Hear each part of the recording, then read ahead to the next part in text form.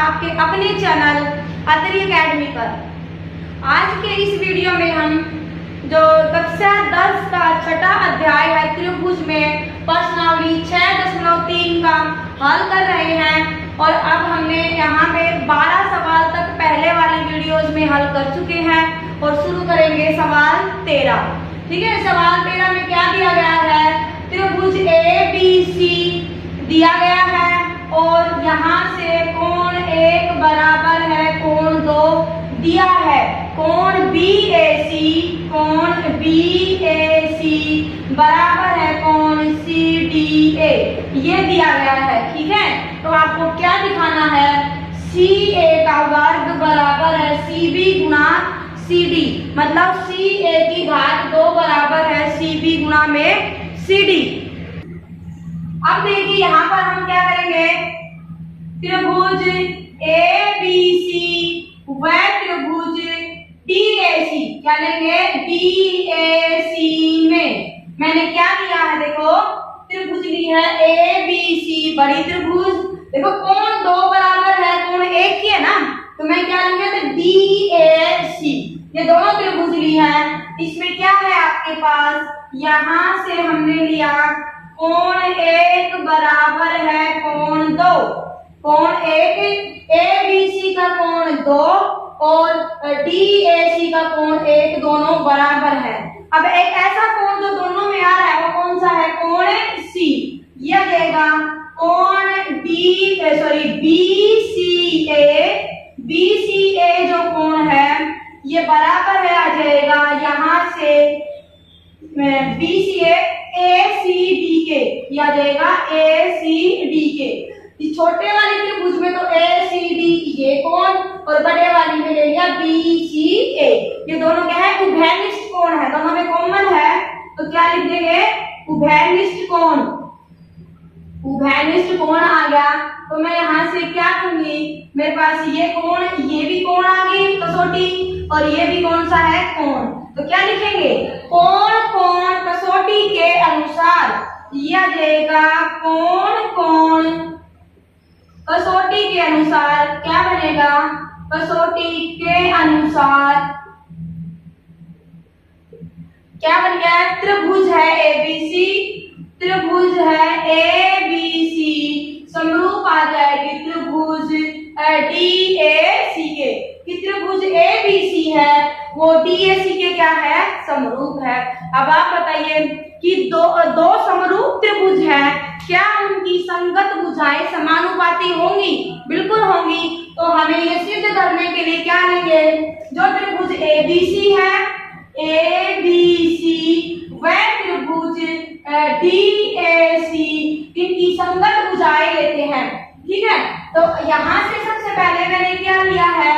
यहाँ से ले लें कि AB, ठीक है, इस बड़े वाले की मैंने लिया है AB, तो इसका क्या बनेगा? इसका बनेगा DA।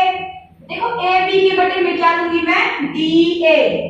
दोबारा लिया यहाँ से BC के बटे में क्या आएगा? AC आएगा। और यहाँ से फिर तीसरे नंबर पे लेंगे CA के बटे में आ जाएगा CD।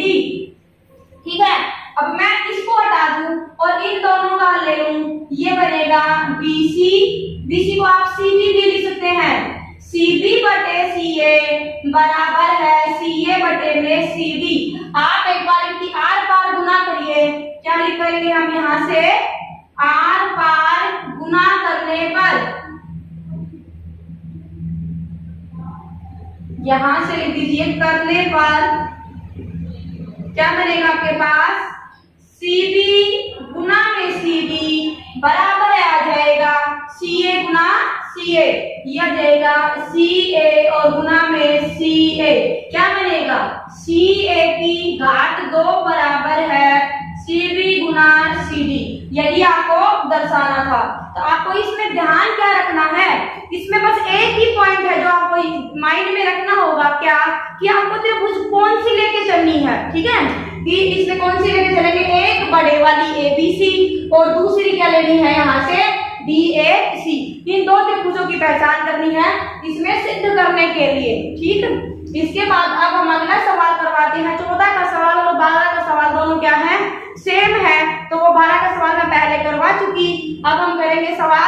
15।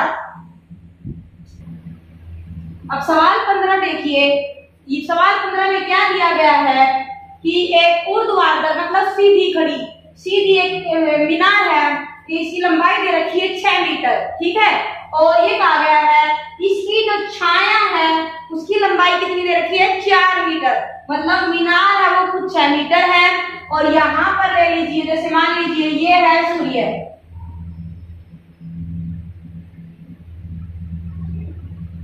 और सूर्य की किरण पड़ेगी तो ये मीनार है, इसकी छाया यहाँ आएगी और उस छाया की लंबाई दे रखी है 4 मीटर।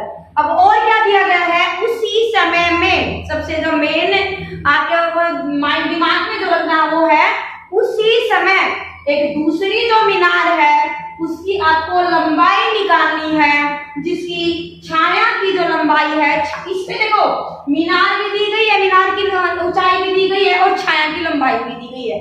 इसके अंदर आपको मीनार की ऊंचाई निकालनी है, छाया की लंबाई दी गई है 28 मीटर और कहा गया है उसी समय, दोनों एक समय का है, एक ही है, यानी कि सूर्य है वो वहीं पर है। ये बात इसने क्यों बोली, उसी समय, एक ही समय पर, क्या कहा है, उसी समय जो दूसरी मीनार है उसकी छाया की जो लंबाई है वो 28 मीटर है, तो मीनार की ऊंचाई ज्ञात करें। उसी समय का मतलब है एक ही समय में सूर्य द्वारा जो कोण बनाए जाएंगे वो क्या होंगे, बराबर। अब देखो जहां से जो कोण C है ना, कोण C आपके पास कोण R के बराबर होगा। इसने सीधा कोण C बराबर कोण R ना देके कह दिया कि उसी समय सूर्य द्वारा दूसरी मीनार की छाया की लंबाई 28 मीटर है। इसका मतलब क्या होगा, सूर्य द्वारा एक ही समय में बनाए गए जो मीनारों के कोण हैं, यहाँ से कोण C और यहाँ से कोण R, वो क्या होंगे, समान होंगे। तो सबसे पहले क्या लेंगे हम, यहाँ से त्रिभुज ABC व त्रिभुज यहाँ से ले लिया PQR में क्या है, कोण C बराबर है कोण R, कोण C बराबर है कोण R दिया गया है। अब देखिए आप, मीनार है, यहाँ से ये भूमि है तो मीनार तो बिल्कुल सीधी खड़ी होगी। अब ये तो है नहीं कि मीनार को ऐसे टेढ़ा कर दोगे, नहीं कर सकते ना। तो मीनार का मतलब ही क्या है, सीधी, और बाहरी है ऊर्ध्वाधर मीनार, तो बिल्कुल सीधी है।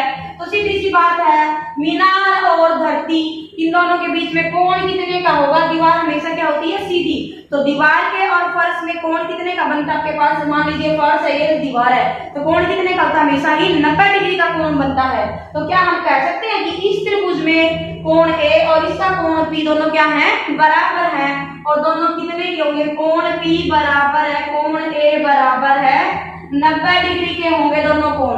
अब आप देखिए ये क्या है, कोण, और ये भी क्या है, कोण, ठीक है। अब यहाँ पे A लिखिए और यहाँ पे P लिखिए, सांकेतिक रूप में। यहाँ से मैंने ABC लिया जिसका कोण C, और यहाँ से इसका लिया है R। यहाँ पे कोण A लिया तो इसका कोण लिया P। तब क्या लिखेंगे हम, कोण कोण कसौटी के अनुसार, क्या जाएगा, कोण कोण कसौटी के अनुसार हमारे पास क्या आ गया, त्रिभुज ABC है वो समरूप हो जाएगी PQR के। त्रिभुज ABC समरूप हो जाएगी त्रिभुज PQR के।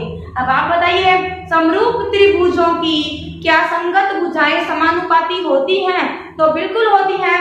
क्या होंगी, यहाँ से मैंने ले लिया AB, और AB के बटे में मैं क्या करूंगी, PQ, ये बराबर आ जाएगा, इसकी मैंने ली है AC और ये बराबर आ जाएगा PR के। बस हमने ये BC बटे QR लेने की जरूरत नहीं है, क्यों, क्योंकि मुझे क्या निकालना है, PQ निकालना है। जो इन दोनों से क्या जाएगा, हमारा काम चल जाएगा। हमें तीसरी भुजा का समानुपात दिखाना जरूरी नहीं है। तो ये बनेगा आपके पास, AB का मान कितना है, AB का मान है 6 और PQ का मान आपको निकालना है।